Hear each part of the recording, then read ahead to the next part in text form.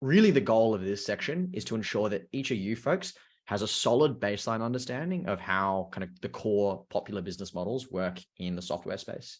Obviously, your role specifically is going to be around kind of sales and business development, but having this background understanding of how the business model fundamentally operates is going to give you guys an advantage when it comes to going into industry. Cool. So when you look at the tech industry, you can kind of think about splitting it into three fundamental business models that are quite distinct from one another, and each comes with different sorts of employment, staffing, etc. The first one is kind of like B2B, so business to business. So think about here a software company that sells software to other businesses. And Atlassian is a great example of that. Canva is another really good example as well, where the primary way they make money is selling a software product to other businesses, and usually in a subscription type model.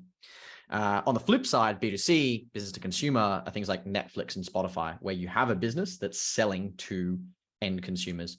So a lot of the products that you might use day to day, those companies would be considered B2C. And I'm sure a lot of folks here would use both of these.